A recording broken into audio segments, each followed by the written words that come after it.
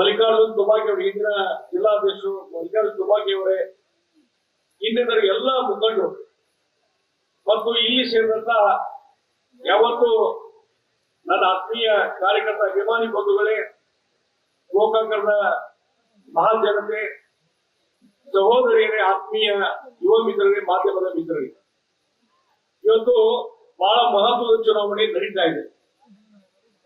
ಈ ದೇಶದ 140 ಕೋಟಿ ಜನರ ಒಂದು ಕನಸಿದೆ. ನರೇಂದ್ರ ಮೋದಿ ಅವರು ಈ ದೇಶಕ್ಕೆ ಮತ್ತೊಮ್ಮೆ ಪ್ರಧಾನಮಂತ್ರಿ ಆಗಬೇಕಂತೇಳಿ 140 ಕೋಟಿ ಜನರ ಒಂದು ಕನಸು. ಆ ಕನಸು ನನಸಿಕೊಳ್ಳುವಂತ ಚುನಾವಣೆ ಬರ್ತಾ ಇದೆ.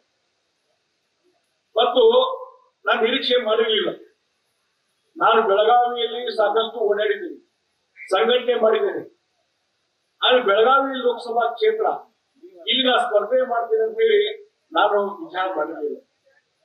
ಆದ್ರೆ ಇವತ್ತು ಕೇಂದ್ರದಲ್ಲಿ ನರೇಂದ್ರ ಮೋದಿ ಅವರ ಪ್ರತಿನಿಧಿಯಾಗಿ ಮತ್ತು ಅಮಿತ್ ಶಾ ಅವರು ಇಲ್ಲ ಇಲ್ಲಿ ಸ್ಪರ್ಧೆ ಮಾಡ್ಬೇಕಂತ ಹೇಳಿ, ಮತ್ತು ಇಲ್ಲಿದ್ದಂತ ನಮ್ಮ ನಾಯಕರುಗಳು ಸಹಿತ, ಪ್ರತಿಯೊಬ್ಬರು ಸಹಿತ ಜಗದೀಶ್ ಶೆಟ್ಟರ್ ನೀವು ನಿಂತು ಬಹಳ ಚಲೋ ಆಗ್ತದೆ ಅಂತ ಹೇಳಿ ಆ ಆಶೆಗಳನ್ನು ವ್ಯಕ್ತಪಡಿಸಿದ ಇವತ್ತು ಬೆಳಗಾವಿ ಲೋಕಸಭಾ ಕ್ಷೇತ್ರಕ್ಕೆ ಸ್ಪರ್ಧೆ ಮಾಡ್ತಾ ಇದ್ದೀವಿ. 30 ವರ್ಷದ ನಂಟಿದೆ ನಾವು, 30 ವರ್ಷದ ನಂಟು ಬೆಳಗಾವಿ. ಹಿಂದೆ ಲೀಡರ್ ಆಫ್ ಅಪೋಸಿಷನ್ ಇದ್ದಾಗ ಸುರೇಶ್ ಅಂಗಡಿ ಅವರು ಜಿಲ್ಲಾಧ್ಯಕ್ಷರು, ಮಧ್ಯದಲ್ಲಿ ಮುಂದೆ ನಂತರ ತುಬಾಕಿ ಅವರು ಇದ್ರು, ಕಡಾಡಿ ಅವರು ಇದ್ರು. ಈ ರೀತಿ ಬೇರೆ ಬೇರೆ ಜಿಲ್ಲಾಧ್ಯಕ್ಷರಿದ್ದಾಗ, ನಾನು ಲೀಡರ್ ಆಫ್ ಅಪೋಸಿಷನ್ ಇದ್ದಾಗ ಸುರೇಶ್ ಅಂಗಡಿ ಅವರು, ನಾವು ಇವತ್ತು ಗೋಕಾಕ್ ಇರ್ಬೋದು, ಅರಬಾವಿ ಇರ್ಬೋದು, ಚಿಕ್ಕೋಡಿ ಇರ್ಬೋದು, ಅಥವಾ ಬೈಲಹೊಂಗಲ ಇರ್ಬೋದು, ಸವದತ್ತಿ ಇರ್ಬೋದು, ರಾಮದುರ್ಗ, ಇಡೀ ಜಿಲ್ಲೆಯಲ್ಲಿ ಪ್ರವಾಸ ಮಾಡಿ ಪಕ್ಷವನ್ನ ಕಟ್ಟು 2004ರಲ್ಲಿ ಪಕ್ಷವನ್ನ ಕಟ್ಟುವಂತದ್ದು, ಸಂಘಟನೆ ಮಾಡುವಂತ ಕೆಲಸ ಅವತ್ತು ಮಾಡಿದ್ದು ಬಹುಶಃ ನಿಮ್ಮೆಲ್ಲರಿಗೂ ಗೊತ್ತಿರುವಂತ ವಿಚಾರ, ನಿಮ್ಮೆಲ್ಲರಿಗೂ ಗೊತ್ತಿರುವಂತ. ಆಮೇಲೆ ಮುಂದೆ ಮತ್ತೊಮ್ಮೆ ಲೀಡರ್ ಆಫ್ ಅಪೋಸಿಷನ್ ಇದ್ದಾಗ ಮತ್ತೆ ಪಾರ್ಟಿ ಕಟ್ಟುವಂತ ಕೆಲಸವನ್ನು ನಾನು ಮಾಡಿದ್ದೆ.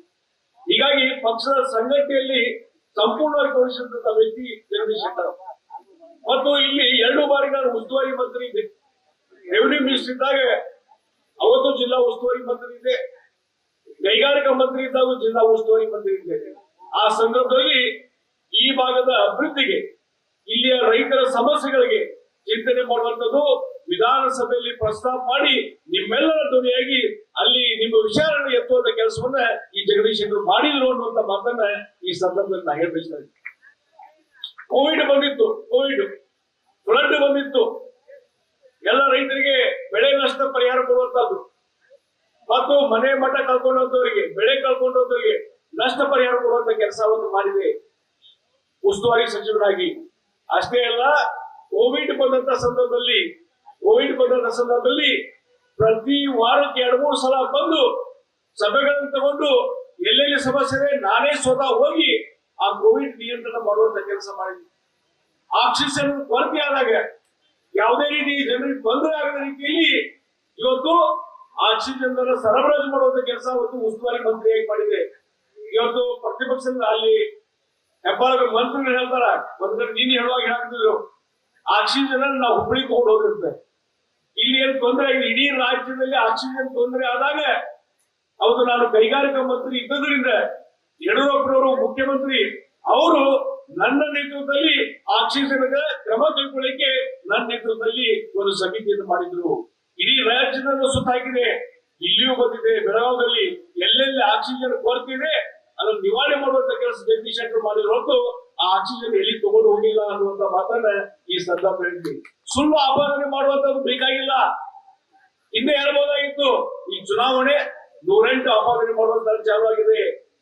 ಮತ್ತು ಬೆಳಗಾವಿ ಜಿಲ್ಲೆಗೆ ಇವತ್ತು ಏನೇನು ಅಭಿವೃದ್ಧಿ ಕೆಲಸ ಮಾಡಬೇಕು ಅದಕ್ಕೆಲ್ಲ ಒತ್ತು ಕೊಡುವಂತ ಕೆಲಸ ಜಗದೀಶ್ ಶೆಟ್ಟರ್ ಮಾಡಿದ್ರು.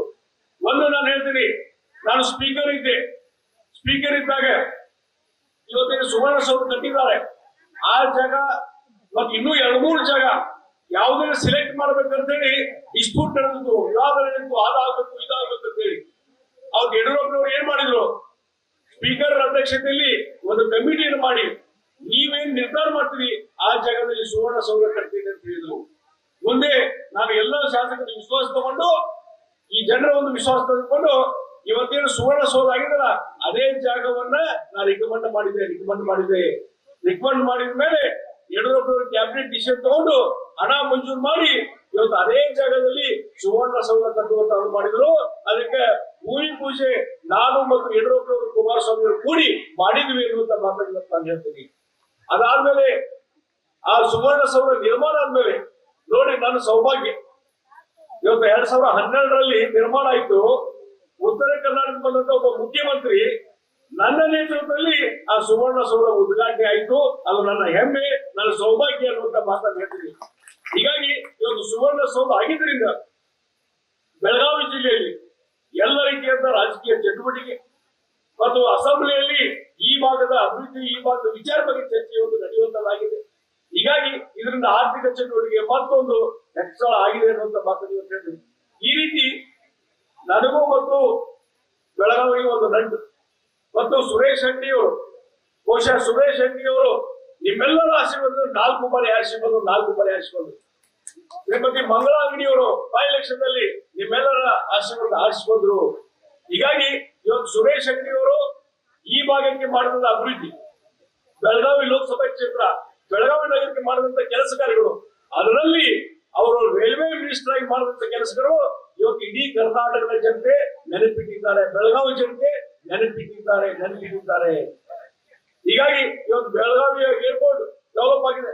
2ನೇ ಟರ್ಮಿನಲ್ ಮಂಗಳಾ ಅಂಗಡಿಯವರು 310 ಕೋಟಿ ಸ್ಯಾಂಕ್ಷನ್ ಮಾಡಿ, ನರೇಂದ್ರ ಮೋದಿ ಅವರು ಭೂಮಿ ಪೂಜೆ ಮಾಡಿ ಇವತ್ತು 2ನೇ ಟರ್ಮಿನಲ್ ಉದ್ಘಾಟನೆ, ಇವತ್ತು ಭೂಮಿ ಪೂಜೆ ಆಗಿದ್ದು ನಿಮಗೆ ಗೊತ್ತಿದೆ. ಬಹುಶಃ 2ನೇ ಟರ್ಮಿನಲ್ ಆಯ್ತಂತಂದ್ರೆ ಬೆಳಗಾವಿಗೆ ಇಂಟರ್ನ್ಯಾಷನಲ್ ಏರ್ಪೋರ್ಟ್ ಬರ್ತದೆ. ಇಂಟರ್ನ್ಯಾಷನಲ್ ಏರ್ಪೋರ್ಟ್ ಅಷ್ಟೇ ಅಲ್ಲ, ಇವತ್ತು ಇನ್ನೂ ಪ್ರಮುಖ ಸ್ಥಳಗಳಿಗೆ ಇಲ್ಲಿಂದ ಫ್ಲೈಟ್ ಸರ್ವಿಸ್ ಚಾಲೂ ಆಗ್ತದೆ. ಅಷ್ಟೇ ಅಲ್ಲ, ನಮ್ಮ ರೈತರು ಬೆಳೆದಂತ ಬೆಳೆ ಇರ್ಬೋದು, ಹೂವು, ಹಣ್ಣು, ಹಂಪಲ ಬೇರೆ ದೇಶಕ್ಕೆ ಎಕ್ಸ್ಪೋರ್ಟ್ ಮಾಡ್ಲಿಕ್ಕೂ ಸಾಧ್ಯತೆ, ಎಕ್ಸ್ಪೋರ್ಟ್ ಮಾಡ್ಲಿಕ್ಕೆ ಕಾರ್ಗೋ ಸರ್ವಿಸ್ ಮುಖಾಂತರ. ಇಷ್ಟೆಲ್ಲ ಇವತ್ತು ಅಂಗಡಿಯವರ ನೇತೃತ್ವದಲ್ಲಿ ಆಗಿದೆ. ಇವತ್ತು ರಮೇಶ್ ಜಾರಕಿಹೊಳಿ ಒಂದ್ಸಲ ಮಾತು ಕೊಟ್ಟರೆ ತಪ್ಪುಗಲ್ಲ ಅಂತ ತಿಳ್ಕೊಂಡ್ಬಿಡ್ರಿ. ಯಾವಾಗ ನಾವು ನೋಡಿದ್ದೇವೆ, ಅವ್ರು ಹೇಳಿದ್ರು ಬೈ ಎಲೆಕ್ಷನ್ ಸಂದರ್ಭದಲ್ಲಿ ಬಹಳ ದುರುಸಿನ ಇಲೆಕ್ಷನ್.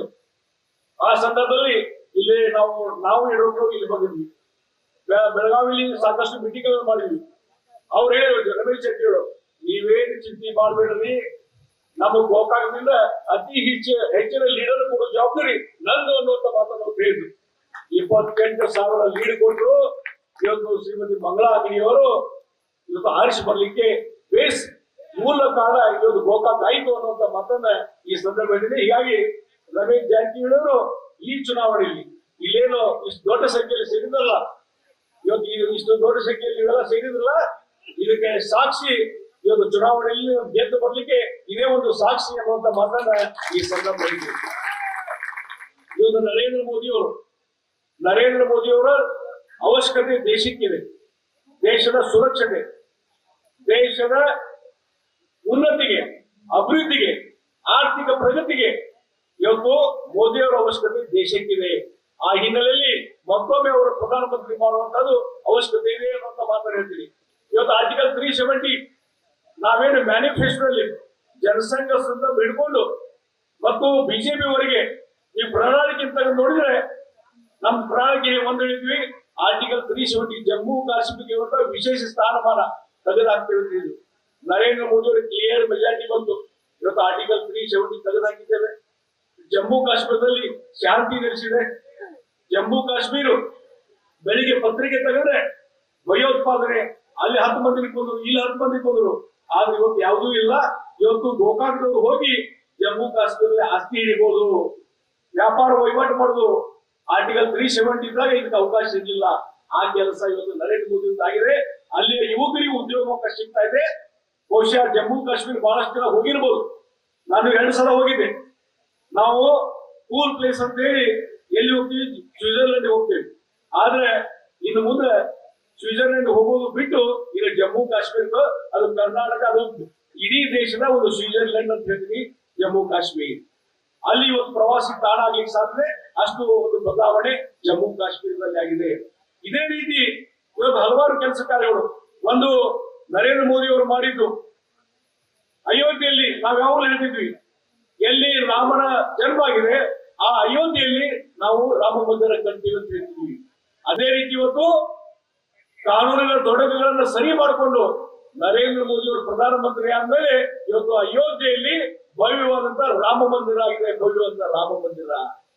ಕಾಂಗ್ರೆಸ್ ಅವರು ಆ ರಾಮ ಮಂದಿರ ಕಟ್ಟುವಂತದಕ್ಕೂ ವಿರೋಧ ಮಾಡಿದ್ರು. ಆ ತುಷ್ಟೀಕರಣ ನೀತಿ ಅಲ್ಲ, ಅದರ ಮುಖಾಂತರ ಅದು ವಿರೋಧ ಮಾಡಿದ್ರು. ಆದ್ರೂ ಇವತ್ತು ಭವ್ಯವಾದಂತ ರಾಮ ಮಂದಿರ ಇವತ್ತು ದೇಶದ ನೂರಾರು ಕೋಟಿ ಜನರ ಕನಸಿದೆ. ಅದನ್ನು ನನಸು ಮಾಡುವಂತ ಕೆಲಸ ಅಯೋಧ್ಯೆಯಲ್ಲಿ ರಾಮ ಮಂದಿರ ಅದನ್ನು ನರೇಂದ್ರ ಮೋದಿ ಅವರು ಇವತ್ತು ಅನುಷ್ಠಾನ ಮಾಡಿದ್ರು ಅನ್ನುವಂತ ಮಾತನ್ನ ಈ ಸಂದರ್ಭದಲ್ಲಿ ನಾ ಬಯಸ್ತೇನೆ. ಬಹುಶಃ ನನಗನ್ಸೋ ಮಟ್ಟಿಗೆ ಬರುವಂತ ದಿವಸಗಳಲ್ಲಿ ಇನ್ನೊಂದು ಕೆಲವೊಂದಿಷ್ಟು ವಿಚಾರಗಳಿದಾವೆ. ಈ ದೇಶ ಇವತ್ತು ರಾಮ ಮಂದಿರ ಮುಖಾಂತರ ದೇಶ ಒಗ್ಗೂಡಿಸಿದೆ. ದೇಶದ ಜನ ಇವತ್ತು ಒಗ್ಗಟ್ಟನ್ನು ತೋರಿಸಿದ್ದಾರೆ, ಶಾಂತಿ ನೆಲೆಸಿದೆ, ಎಲ್ಲರೂ ಸೌಹಾರ್ದದಿಂದ ಇವತ್ತು ಪಾಲನೆ ಮಾಡ್ತಾ ಇದ್ದಾರೆ. ಇನ್ನು ಬರುವಂತ ದಿವಸಗಳಲ್ಲಿ ಇನ್ನೂ ಹಲವಾರು ರಿಫಾರ್ಮ್ಸ್ ಗಳಿವೆ. ಮೊನ್ನೆ ಒಂದು ಕಮಿಟಿ ರಿಪೋರ್ಟ್ ಕೊಟ್ಟರು ಮಾಜಿ ರಾಷ್ಟ್ರಪತಿಯವರ ಅಧ್ಯಕ್ಷತೆಯಲ್ಲಿ. One nation one election. ಇವತ್ತು MLA ಎಲೆಕ್ಷನ್ ಬೇರೆ, MP ಎಲೆಕ್ಷನ್ ಬೇರೆ, ಎಲ್ಲವೂ ಒಂದೇ ದಿನದಲ್ಲಿ ಆಗುವಂತ ಇಲೆಕ್ಷನ್. ಅದರಿಂದ ಹಣದ ಖರ್ಚು ಉಳಿಲಿಕ್ಕೆ ಸಾಧ್ಯತೆ ಮತ್ತು ಬೇರೆ ಬೇರೆ ಪ್ರಭಾವ ಕಡಿಮೆ ಆಗ್ಲಿಕ್ಕೆ ಸಾಧ್ಯತೆ. ಅದಕ್ಕಾಗಿ ಅದನ್ನು ಜಾರಿ ಮಾಡುವಂತ ಕೆಲಸ ಮೋದಿ ಅವರು ಮಾಡ್ತಾರೆ. ಮುಂದಿನ ಅವಧಿಯಲ್ಲಿ ಅವ್ರು ಮಾಡೇ ಮಾಡ್ತಾರ. ಮತ್ತೆ ಇನ್ನೊಂದು ಬಹಳ ವರ್ಷದ ಕನಸಿದೆ ಎಲ್ಲರದು ದೇಶದ್ದು.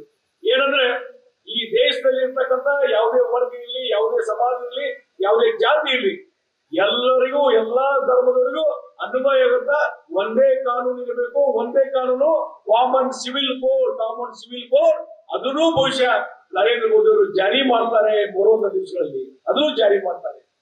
ಹೀಗಾಗಿ ಈ ರೀತಿ ಒಂದು ದೇಶದಲ್ಲಿ ಏನು ಮಾಡ್ಲಿಕ್ಕೆ ಸಾಧ್ಯ ಇಲ್ಲ ಆ ಕೆಲಸ ಕಾರ್ಯನ ಇವತ್ತು ನರೇಂದ್ರ ಮೋದಿ ಅವರು ಮಾಡ್ತಾ ಇದ್ದಾರೆ. ಇನ್ನೊಂದು ನಮಗೆಲ್ಲರಿಗೂ ಕನಸಿದೆ. ಆ ಇಂಡಿಯಾದ ಮ್ಯಾಪ್ ತೆಗೆದು ನೋಡ್ಕೊಳ್ಳೆ, ಜಮ್ಮು ಕಾಶ್ಮೀರ್ ಆ POK ಅಂತ ಒಂದಿದೆ. POK Pakistan occupied Kashmir. ಹೀಗಾಗಿ ಮುಂದಿನ 400 ಸೀಟ್ ಬರಲಿ, ಆ POK ಅನ್ನುವಂತ ಅಕ್ಷರ ಹೋಗ್ತದೆ. ಇಡೀ ಜಮ್ಮು ಕಾಶ್ಮೀರ ಒಂದೇ ಮ್ಯಾಪ್ ನಲ್ಲಿ ಬರ್ತದೆ. ಅದು ಮುಂದೆ ಬರುವಂತ ಅಜೆಂಡಾ ಅನ್ನುವಂತ ಮಾತನ್ನ ಈ ಸಂದರ್ಭದಲ್ಲಿ ನಾ ಹೇಳ್ಬಯಸ್ತೇನೆ. ಹೀಗಾಗಿ ಇವತ್ತು ಒಂದು ಬದಲಾವಣೆ ತರುವಂತ ಕೆಲಸ ಇವತ್ತು ದೇಶದಲ್ಲಿ ಆಗ್ತದೆ. ಅದಕ್ಕಾಗಿ ನರೇಂದ್ರ ಮೋದಿ ಅವರನ್ನ ನಾವು ಬೆಂಬಲಿಸುವಂತದ್ದು ಬಹಳ ಅವಶ್ಯಕತೆ ಇದೆ. ಇವತ್ತು ಯುದ್ಧ ಈಗಾಗಲೇ ಇಸ್ರೇಲ್ ಮತ್ತು ಪಾಕಿಸ್ತಾನ ಯುದ್ಧ ನಡೀತಾ ಇದೆ. ಆಮೇಲೆ ಕಾಶ್ಮೀರ್ ಇದರಲ್ಲಿ ರಷ್ಯಾದ ಯುದ್ಧ ನಡೀತಾ ಇದೆ. ಅದರಿಂದ ಜನರಲ್ಲಿ ಶಾಂತಿ ಇಲ್ಲ. ನಾಯಕತ್ವ ಇದ್ರೆ ನರೇಂದ್ರ ಮೋದಿ ಆಗಿರ್ಬೇಕು. ಇತ್ತೀಚೆಗೆ ಪಾಕಿಸ್ತಾನದಲ್ಲಿ ಅರಾಜಕತೆ, ನಾಯಕತ್ವದ ಕೊರತೆ. ಹೀಗಾಗಿ ಪಾಕಿಸ್ತಾನದ ಯುವಕರು ಒಂದು ವಿಡಿಯೋ ನೋಡಿದ್ರೆ ನಾನು ಇತ್ತೀಚಿನ ದಿನಗಳಲ್ಲಿ, ಏನಂದ್ರೆ ನಮ್ಮ ಪಾಕಿಸ್ತಾನದಲ್ಲಿ ಅರಾಜಕತೆ ಇದೆ, ನಾಯಕತ್ವದ ಕೊರತೆ ಇದೆ, ಇದರಿಂದ ಪಾಕಿಸ್ತಾನ ಹಾಳಾಗ್ತಾ ಇದೆ, ಆರ್ಥಿಕವಾಗಿ ನಾವು ತೊಂದರೆಗೆ ಈಡಾಗ್ತೇವೆ. ಅದಕ್ಕಾಗಿ ಪಾಕಿಸ್ತಾನ ಉದ್ಧಾರ ಆಗ್ಬೇಕಾದ್ರೆ ನರೇಂದ್ರ ಮೋದಿ ಅಂತ ಒಬ್ಬ ನಾಯಕ ಪಾಕಿಸ್ತಾನಕ್ಕೂ ಬೇಕು ಅಂತ ಹೇಳಿ ಅಲ್ಲಿಯ ಯುವಕರು ಬಯಸ್ತಾ ಇದ್ದಾರೆ. ಅಲ್ಲಿ ಯುವಕರು ಬಯಸ್ತಾ ಇದ್ದಾರೆ. ಇದು ಇವತ್ತು ನರೇಂದ್ರ ಮೋದಿ ಅವರು. ಇವತ್ತು ನರೇಂದ್ರ ಮೋದಿ ಅವರು ಬರೇ ನಮ್ಮ ನಾಯಕರಲ್ಲ, ನಮ್ಮ ದೇಶದ ಜನಪ್ರಿಯ ನಾಯಕರಲ್ಲ, ಅವರು ಇಡೀ ಜಗತ್ತಿನಲ್ಲಿ ಜನಪ್ರಿಯ ನಾಯಕರು. ಇತ್ತೀಚಿನ ಒಂದು ಮಾಧ್ಯಮಗಳ ಸಮೀಕ್ಷೆ ಮತ್ತು ಇನ್ನಿತರ ಏಜೆನ್ಸಿ ಮುಖಾಂತರ ಸರ್ವೆ ಮಾಡಿದಾಗ ಒಂದು ದೇಶದ ಜಗತ್ತಿನ 8 ನಾಯಕರಲ್ಲಿ ಇವತ್ತು ಜನಪ್ರಿಯ ನಾಯಕರು ನಂಬರ್ 1 ಸ್ಥಾನದಲ್ಲಿ ಯಾರಿದ್ರೆ ಅದು ನರೇಂದ್ರ ಮೋದಿ ಅವರು. ನರೇಂದ್ರ ಮೋದಿ ಅವರು ಈ ರೀತಿ ಮೋದಿ ಅವರ ನಾಯಕತ್ವದ ಬಗ್ಗೆ ಒಂದು ಗೌರವ ಇದೆ. ಇಡೀ ದೇಶದಲ್ಲಿ, ಇಡೀ ಇದರಲ್ಲಿ ಇವತ್ತು ಗೌರವ ಸಿಗ್ತಾ ಇದೆ ಅನ್ನುವಂತ ಮಾತನ್ನ ಈ ಸಂದರ್ಭದಲ್ಲಿ ನಾನು ಹೇಳಬಯಸ್ತೇನೆ. ಒಂದು ನಾನು ಹೇಳ್ತೀನಿ, ಇವತ್ತು ನರೇಂದ್ರ ಮೋದಿ ಅವರು ಪ್ರಧಾನಮಂತ್ರಿ ಮಾಡಿ ಇವತ್ತು ನೋಡಿ JDS ಜೊತೆ ರಾಜ್ಯ ಮಟ್ಟದಲ್ಲಿ ಅಲಯನ್ಸ್ ಆಯಿತು. ಜಿಲ್ಲಾಧ್ಯಕ್ಷರು ಇಲ್ಲಿ ಬಂದು ಕೂತಿದ್ದಾರೆ. ಮಾನ್ಯ ದೇವೇಗೌಡರು ಒಬ್ಬ ಮುತ್ಸದ್ದಿ ನಾಯಕ. ಮಾನ್ಯ ದೇವೇಗೌಡರು ಮುತ್ಸದ್ದಿ ನಾಯಕ. ಕುಮಾರಸ್ವಾಮಿ ಅವರ ಮಾಜಿ ಮುಖ್ಯಮಂತ್ರಿ. ಅವರೆಲ್ಲರೂ ಒಪ್ಪಿಗೆ ತಗೊಂಡು ನರೇಂದ್ರ ಮೋದಿ ಅವರ ನಾಯಕರು ಅಂತ ಹೇಳಿ ಅತ್ಯಂತ ಗೌರವ ಮನುಷ್ಯ ಅಂತ ಹೇಳಿ ಇವತ್ತು ದೇವೇಗೌಡರು ಹೇಳ್ತಾರೆ ಅಂತಂದ್ರೆ ಇವತ್ತು ಮೋದಿ ಅವರು ಯಾವ ರೀತಿ ಒಂದು ಘನತೆ ಇರ್ಬೋದು ನೀವು ಅರ್ಥ ಮಾಡ್ಕೊಂಡು. ಹೀಗಾಗಿ ಮಾನ್ಯ ದೇವೇಗೌಡರು ಕುಮಾರಸ್ವಾಮಿ ಅವರು ಮನಸ್ಸು ಮಾಡಿ ಇವತ್ತು ಭಾರತೀಯ ಜನತಾ ಪಾರ್ಟಿ ಜೊತೆಗೆ ಅಲಯನ್ಸ್ ಮಾಡ್ಕೊಂಡಿದ್ದಾರೆ. ಇದು ಅಲಯನ್ಸ್ ಹೊಸದಲ್ಲ. ಹಿಂದೆ 20 ತಿಂಗಳ ಅಲಯನ್ಸ್ ಆಗಿತ್ತು ನಮ್ದು ಅವ್ರದ್ದು. ಅದು ಮುಂದುವರೆದಂತ ಭಾಗ ಇದು. ನಾನು ಹೇಳ್ತೀನಿ, ಇವತ್ತು ರಾಜ್ಯದಲ್ಲಿ 28ರಲ್ಲಿ 3 ಸ್ಥಾನಗಳ JDS ಸ್ಪರ್ಧೆ ಮಾಡ್ತಿದ್ರೆ, 25 ಸ್ಥಾನಗಳಲ್ಲಿ ಬಿಜೆಪಿ ಸ್ಪರ್ಧೆ ಮಾಡ್ತಿದೆ. ನಾನು ಇವತ್ತಿನ ಒಂದು ರಾಜ್ಯದ ವಾತಾವರಣ ಹೇಳ್ತೀನಿ. ನಾನು ಇಡೀ ರಾಜ್ಯದಲ್ಲಿ 28ಕ್ಕೂ 28 ಬಿಜೆಪಿ JDS ಅಲಯನ್ಸ್ ಮೈತ್ರಿಕೂಟದ 28 ಸ್ಥಾನಗಳಲ್ಲಿ ಭಾರತೀಯ ಜನತಾ ಪಾರ್ಟಿ ಅಲಯನ್ಸ್ ಎಂದು ಬರ್ತೀವಿ. ನರೇಂದ್ರ ಮೋದಿ ಅವರಿಗೆ ಒಂದು ಶಕ್ತಿಯನ್ನು ಕೊಡ್ತೀವಿ ಅನ್ನುವಂತ ಮಾತನ್ನು ಹೇಳ್ತೀವಿ. ಇವತ್ತು ರಾಜ್ಯದಲ್ಲಿ ಕಾಂಗ್ರೆಸ್ ಪಾರ್ಟಿ ಸಿದ್ದರಾಮಯ್ಯ ಮುಖ್ಯಮಂತ್ರಿ, ಡಿ ಕೆ ಶಿವಕುಮಾರ್ ಉಪಮುಖ್ಯಮಂತ್ರಿ. ಭ್ರಷ್ಟಾಚಾರ ಮಿತಿ ಮೀರಿದೆ, ಭ್ರಷ್ಟಾಚಾರ ಮಿತಿ ಮೀರಿದೆ. ಅಲ್ಲೆಲ್ಲ ಒಂದು ರೇಟ್ ಫಿಕ್ಸ್ ಮಾಡಿದ್ದಾರೆ. ನೀವು ಬೆಂಗಳೂರಿಗೆ ಹೋಗಿ ಅಲ್ಲಿ ಯಾವುದೋ ಬಿಲ್ಡಿಂಗ್ ಪರಿಪೇಷನ್ ಮತ್ತೊಂದು ಎಲ್ಲರಿಗೂ ಒಳಗೆ ಎಲ್ಲರಿಗೂ ಒಂದು ರೇಟ್ ಫಿಕ್ಸ್ ಮಾಡಿದ್ದಾರೆ. ಇಷ್ಟು ರೇಟ್ ಕೊಟ್ರೆ, ಇಷ್ಟು ಹಣ ಕೊಟ್ರೆ ನಿಮ್ಗೆ ಕೆಲಸ ಆಗ್ತದೆ. ಮಿತಿ ಮೀರಿ ಬಿಡಿದೆ. ಇವತ್ತು ತಹಶೀಲ್ದಾರ್ ಕಚೇರಿಗೆ ಹೋಗಿ, ಡಿಸಿ ಕಚೇರಿಗೆ ಹೋಗಿ, ಭ್ರಷ್ಟಾಚಾರದ ಒಂದು ಮಿತಿ ಮೀರುವಂತ ಕೆಲಸ ಆಗಿದೆ. ಜನಸಾಮಾನ್ಯರು ತೊಂದರೆ ಇರ್ತಾರೆ. ಗ್ಯಾರಂಟಿ ಅಂತ ಹೇಳಿ ಜನರು ಮರಳು ಮಾಡುವಂತ ಕೆಲಸ ಮಾಡ್ತಾ ಇದ್ದಾರೆ. ಆ ಗ್ಯಾರಂಟಿಯಿಂದ ಜನರು ಮರಳಾಗುವುದಿಲ್ಲ. ದೇಶದ ಹಿತದೃಷ್ಟಿ ನೋಡ್ತಾರೆ, ದೇಶದ ಭದ್ರತೆ ನೋಡ್ತಾರೆ. ಅದಕ್ಕಾಗಿ ನರೇಂದ್ರ ಮೋದಿ ಅವರನ್ನ ಗೆಲ್ಲಿಸುವಂತ ಮಾಡ್ತಾರೆ. ಒಂದು ಮಾತನ್ನು ಹೇಳ್ತೀನಿ ನಾನು. ಇತ್ತೀಚೆಗೆ ಒಂದೊಂದು ಘಟನೆ ನಡೀತು.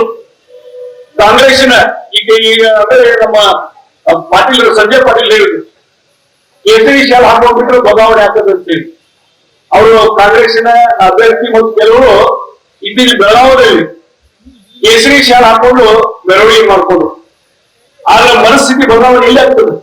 ನಾನು ಕೇಳ್ತೀನಿ ಇವತ್ತು ಕಾಂಗ್ರೆಸ್ ಅವರಿಗೆ, ಅವತ್ತು ಹೊಸದಾಗಿ ರಾಜ್ಯಸಭಾ ಚುನಾವಣೆ ಆದ್ಮೇಲೆ ರಾಜ್ಯಸಭಾ ಇಲೆಕ್ಟ್ ಆದಂತ ಒಬ್ಬ ಅಭ್ಯರ್ಥಿ ಅವ್ರ ಅಕ್ಕಪಕ್ಕದಲ್ಲಿ ಏನ್ ಘೋಷಣೆ ಮಾಡಿದ್ರು, ಪಾಕಿಸ್ತಾನ್ ಜಿಂದಾಬಾದ್, ಪಾಕಿಸ್ತಾನ್ ಜಿಂದಾಬಾದ್. ಇದು ಮನಸ್ಥಿತಿ, ಕಾಂಗ್ರೆಸ್ಸಿನ ಮನಸ್ಥಿತಿ. ಅದು ಬದಲಾವಣೆ ಆಗ್ತದೆ. ಕೇಸರಿ ಶಾಲೆ ಹಾಕೋದು ಬದಲಾವಣೆ ಆಗುತ್ತೆ ಇಲ್ಲ. ನಾನು ಮತ್ತೊಂದು ಚಾಲೆಂಜ್ ಕೊಡ್ತೀನಿ ಇವತ್ತು ಯಾರಿಗೆ, ಕಾಂಗ್ರೆಸ್ ಅವರಿಗೆ.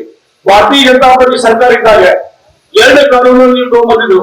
2 ಕಾನೂನು, ಮತಾಂತರ ನಿಷೇಧ ಕಾನೂನು, ಮತಾಂತರ ನಿಷೇಧ ಕಾನೂನು, ಇನ್ನೊಂದು ಗೋಹತ್ಯೆ ನಿಷೇಧ ಕಾನೂನು. ನಾ ಇವತ್ತು ಕಾಂಗ್ರೆಸ್ ಕೇಳ್ತೀನಿ, ನಿಮ್ಗೆ ನಿಜವಾಗಿ ಕೇಸರಿ ಮೇಲೆ ಭಕ್ತಿ ಇದ್ರೆ, ಹಿಂದೂಗಳ ಮೇಲೆ ಭಕ್ತಿ ಇದ್ರೆ, ಗೋಗಳ ಮೇಲೆ ನಿಮಗೆ ಭಕ್ತಿ ಇದ್ರೆ, ಮತಾಂತರ ಬಗ್ಗೆ ನಿಮ್ಗೆ ಅಸಡ್ಡೆ ಇದ್ರೆ, ನಾವು ಒಂದೇ ಒಂದು ಚಾಲೆಂಜ್ ಕೊಡ್ತೀವಿ ಕಾಂಗ್ರೆಸ್ ಅವರಿಗೆ. ತಕ್ಷಣ ನೀವು ಒಂದು ಘೋಷಣೆ ಮಾಡಿ, ಈ ಅಭ್ಯರ್ಥಿ ಘೋಷಣೆ ಮಾಡಲಿ, ಮಿನಿಸ್ಟರ್ ಘೋಷಣೆ ಮಾಡಲಿ.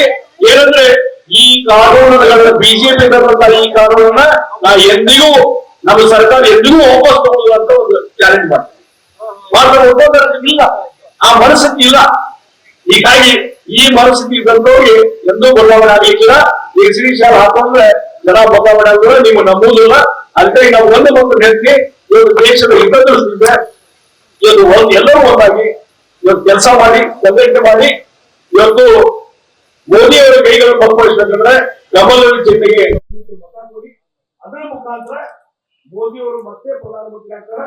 ಆ ಹಿನ್ನೆಲೆಯಲ್ಲಿ ಇವತ್ತು ಈ ಒಂದು ಲೋಕಸಭಾ ಕ್ಷೇತ್ರದಲ್ಲಿ ಒಬ್ಬ ಅಭ್ಯರ್ಥಿಯಾಗಿ ಮಾಜಿ ಮುಖ್ಯಮಂತ್ರಿ ಇಲ್ಲಿ ಸ್ಪರ್ಧೆ ಮಾಡಿದ್ದಾರೆ. ಇವತ್ತು ನಾವು ಒಂದು ಮಾತಾಡ್ಕೊಳ್ತೀವಿ. ಇವತ್ತು ಇಲ್ಲಿ ಲೋಕಸಭಾ ಸದಸ್ಯರಾಗಿ ಸುರೇಶ್ ಹೆಗ್ಡೆ ಅವರಿಗೆ ಕೆಲಸ ಕಾರ್ಯಗಳನ್ನು ಮಾಡಿದ್ರು. ಇವತ್ತು ಮಂಗಳಾಂಗಡಿ ಅವರಿಗೆ ಕೆಲಸ ಕಾರ್ಯ ಮಾಡಿದ್ರು. ಮತ್ತು ನಮ್ಮ ರಮೇಶ್ ಜಾರಕಿಹೊಳಿ ಅವರು ಇಲ್ಲಿ ಬಹುಶಃ ನಾನು ಮೊನ್ನೆ ಫಸ್ಟ್ ಟೈಮ್ ಬಂದಾಗ ಇಡೀ ಕ್ಷೇತ್ರದಲ್ಲಿ ನಾವು ಸುಮ್ಮನೆ ಹಾಕಿದ್ವಿ ಕಾರ್ಯಕರ್ತರು. ಎಲ್ಲಾ ಕಡೆಗೆ ಎಷ್ಟೆಷ್ಟು ಉತ್ತಮವಾದಂತಹ ರಸ್ತೆಗಳು ಮಾಡಿದ್ದಾರೆ. ಮೂಲಭೂತ ಸೌಕರ್ಯ ಅಭಿವೃದ್ಧಿ ಆಗಿದೆ. ಇಷ್ಟು ಮೂಲಭೂತ ಸೌಕರ್ಯ ಅಭಿವೃದ್ಧಿ ಮಾಡಿದ್ದು, ರಸ್ತೆ ನಿರ್ಮಾಣ ಮಾಡಿದ್ದು ನಾನು ನೋಡಿರಲಿಲ್ಲ. ಫಸ್ಟ್ ಟೈಮ್ ನೋಡಿದೆ. ರಮೇಶ್ ಜಾರಕಿಹೊಳಿ ಹಲವಾರು ಕೆಲಸ ಕಾರ್ಯ ಮಾಡಿದ್ದಾರೆ. ಹೀಗಾಗಿ ಅವರ ನೇತೃತ್ವದಲ್ಲಿ ಅವರು ಏನು ಅಭಿವೃದ್ಧಿ ಕೆಲಸ ಕಾರ್ಯ ಮಾಡಿದ್ದಾರೆ, ಸುರೇಶ್ ಹೆಗ್ಡೆ ಏನು ಮಾಡಿದ್ದಾರೆ, ಅದನ್ನು ಮುಂದುವರಿಸುವಂತ ಜವಾಬ್ದಾರಿ ಸಭಾ ಸದಸ್ಯರಾಗಿ ನಿಮ್ಮೆಲ್ಲರ ಆಶೀರ್ವಾದದಿಂದ ಈ ಒಂದು ಲೋಕಸಭಾ ಕ್ಷೇತ್ರದ ಅಭಿವೃದ್ಧಿಗೆ 24/7 ಕಟಿಬದ್ಧರಾಗಿ ನಿಮ್ಮ ಸೇವಕರಾಗಿ ಕೆಲಸ ಮಾಡ್ತೀನಿ ಅಂತ ಮಾತನ್ನ ನಾನು ನಿಮ್ಗೆ ಕೊಡ್ತೀನಿ. ಹಾಗಾಗಿ ದಯವಿಟ್ಟು ಆಶೀರ್ವಾದ ಮಾಡಿ, ನನಗೆ ಆಶೀರ್ವಾದ ಮಾಡುವ ಮುಖಾಂತರ, ಕಮಲದ ಚಿಹ್ನೆಗೆ ಮತ ಹಾಕುವ ಮುಖಾಂತರ ಸನ್ಮಾನ್ಯ ನರೇಂದ್ರ ಮೋದಿ ಅವ್ರನ್ನ 3ನೇ ಬಾರಿ ಪ್ರಧಾನಮಂತ್ರಿ ಮಾಡಲಿಕ್ಕೆ ನೀವೆಲ್ಲ ಶಕ್ತಿ ಕೊಡಬೇಕಂತ ವಿನಂತಿ ಮಾಡಿ ನನ್ನ ಮಾತು ಮುಗಿಸ್ತೇನೆ. ನಮಸ್ಕಾರ.